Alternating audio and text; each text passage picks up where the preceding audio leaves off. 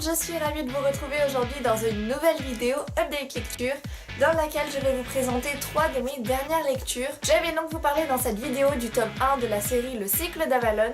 Donc c'est Les Dames du Lac écrit par Marion Zimmer Bradley et publié chez le Livre de Poche. Je vais également vous parler du tome 2 de la série The Offer, donc écrit par Emily Brinton et publié chez les éditions Lips & Roll. Et enfin je vais vous présenter le tome 3 de la série de manga Cœur de Hérisson publié chez les éditions Kazé. Donc oui, dans cette vidéo je vais vous parler d'un tome 2 et d'un tome 3, mais il faut savoir que je ne vais faire aucun spoiler.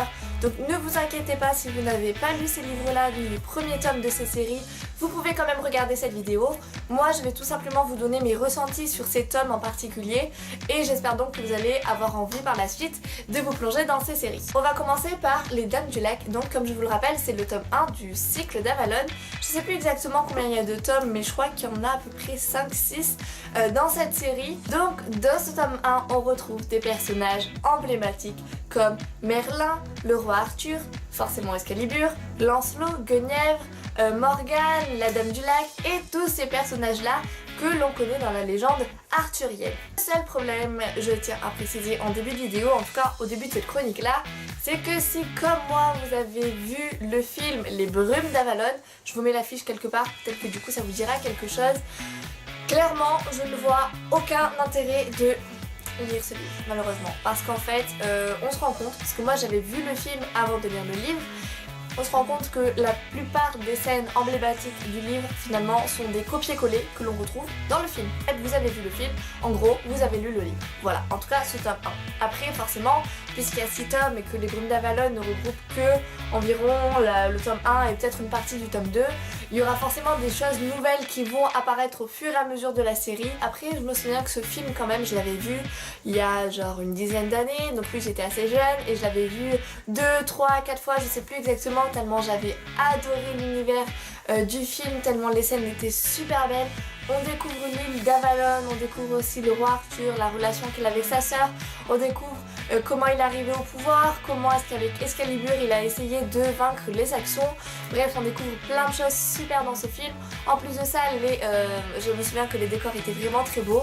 L'île d'Avalon m'avait vraiment beaucoup marqué. Donc vraiment j'avais adoré. À comparer les deux et à choisir, les deux finalement se valent un peu. Le film, je vous conseille plutôt de le voir pour découvrir vraiment les lieux, pour vous découvrir les paysages, pour découvrir un peu les personnages, comment finalement ils ont réussi à les rendre vivants à travers les acteurs.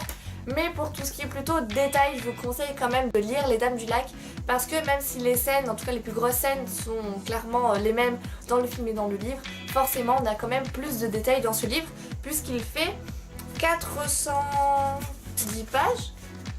Parce qu'il fait 410 pages et c'est quand même assez bourré de détails. Donc voilà, c'est vrai que je suis assez mitigée. Clairement l'action, l'intrigue c'est la même.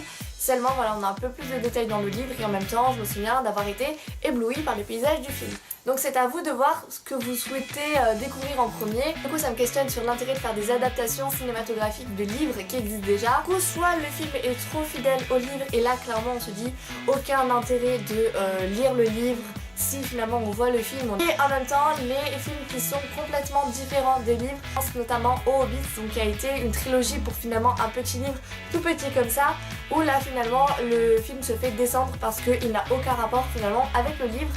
Donc voilà, est-ce qu'il faut qu'il soit trop fidèle, est-ce qu'il faut qu'il soit très différent?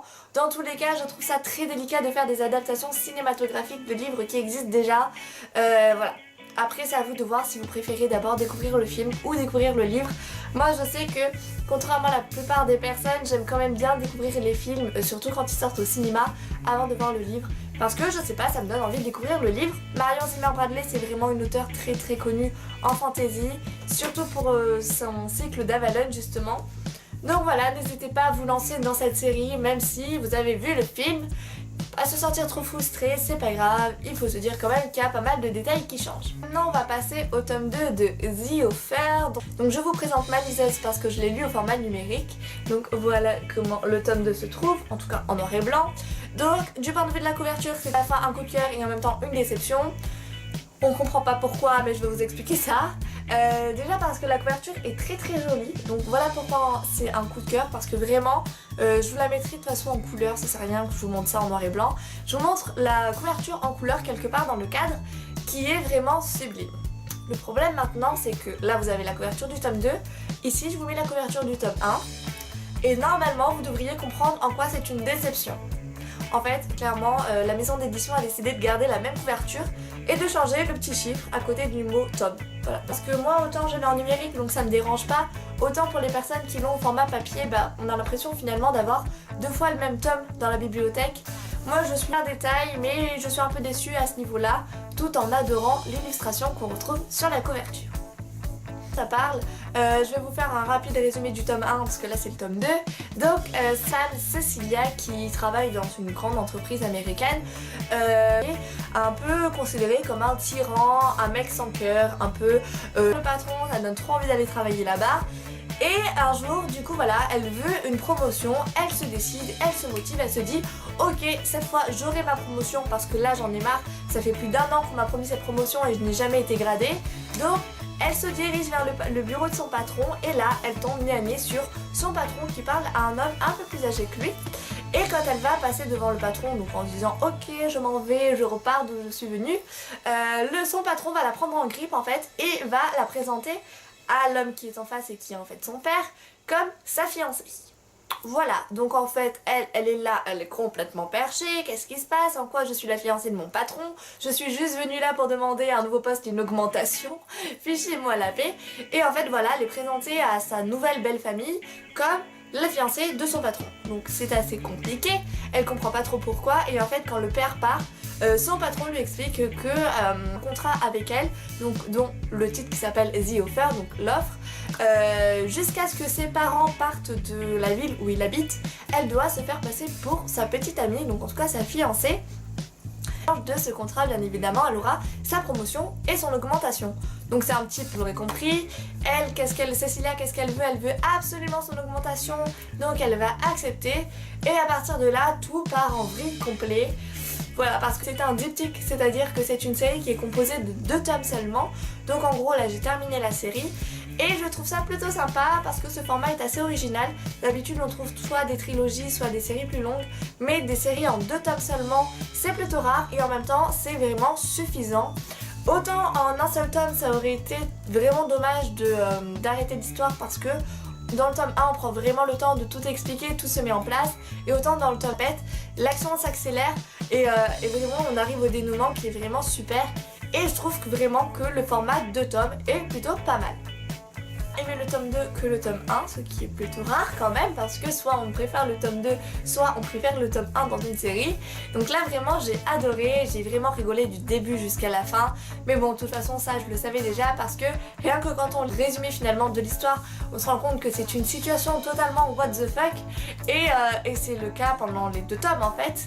Donc juste pour faire croire à ses parents qu'on a une copine alors qu'en fait c'est que notre employé qu'on n'aime pas. Et qu'est-ce qu'on est capable de faire pour finalement avoir une augmentation, jusqu'où on peut aller, quitte à mentir à son copain, à ses amis et voilà, à s'associer à son patron. Donc voilà, ça peut expliquer, on n'envie pas du tout la vie de Cecilia. Moi j'ai préféré la lire plutôt que la vivre, franchement je vous le dis.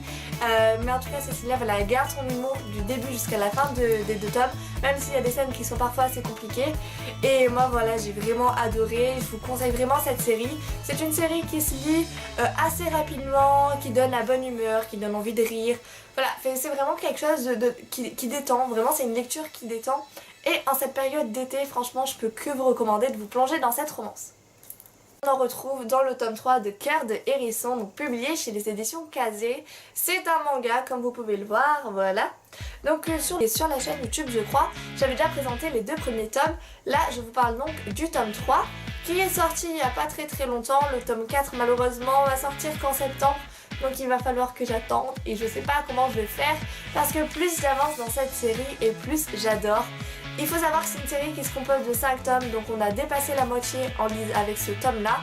Et on se rend compte que vraiment on est dans le cœur de l'action parce que autant le tome 1 était quand même un tome de présentation des personnages, début de relation, le tome 2 était un tome un peu transitoire dans le sens où Moïne se rend compte qu'elle a peut-être des sentiments pour c'était le tome 1, et dans le tome 3 vraiment ça y est on est dedans, mais en même temps c'est assez compliqué parce que le personnage qui est vraiment torturé.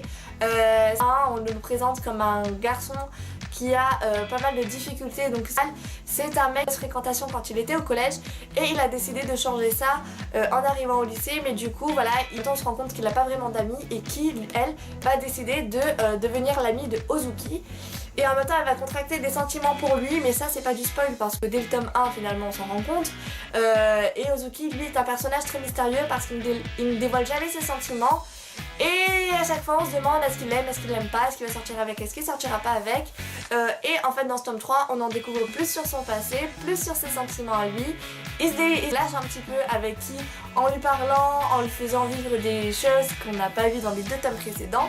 Mais en même temps, génial parce qu'elle nous laisse un suspense de fou. Je pense que dans le tome 4 on va se régaler parce qu'on a rajouté un élément perturbateur à la fin du tome 3 qui laisse vraiment présager beaucoup de rebondissements dans le tome 4. Moi j'adore vraiment cette série, c'est un petit shoujo, c'est-à-dire que c'est une petite romance pour adolescents, adolescentes et jeunes femmes. Après forcément si vous êtes un mec vous pouvez quand même lire cette romance, il faut juste que vous aimiez vraiment les romances un peu mignonnes, un peu voilà. Mais on est quand même dans du high school, c'est-à-dire dans des histoires qui se passent à l'école, au lycée, elle pleure assez souvent, elle pleure de joie, elle pleure de tristesse, elle pleure de frustration. Donc voilà, faut aimer un peu les romances où les personnages pleurent, voilà. Où les sentiments ne sont pas forcément toujours partagés, ce genre de choses là. Mais entre le genre de romance que j'adore, pareil ça c'est de la pure détente, c'est-à-dire que c'est zéro prise de tête, vous lisez ça à la plage, vous lisez ça chez vous, vous lisez ça en été, en hiver, en automne, vous lisez ça quand vous voulez, vous êtes sûr de passer un bon moment, ça donne du bon encore 2 mois pour le tome 4. Et j'imagine donc que d'ici la fin de l'année ou alors début vraiment de l'année prochaine, on aura terminé cette série. Ce que j'avais à vous dire pour ce point lecture, donc ça a été un point lecture vraiment très varié. On a eu de la fantasy, on a eu de la romance et on a eu du manga. Donc voilà, dites-moi en commentaire si vous le souhaitez ce que vous avez pensé de cette vidéo, de ces livres-là, si vous les connaissez, si vous m'en conseillez d'autres également, parce que je prends note de tout ce qu'on me dit.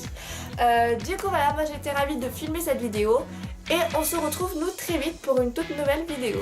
Alors je vous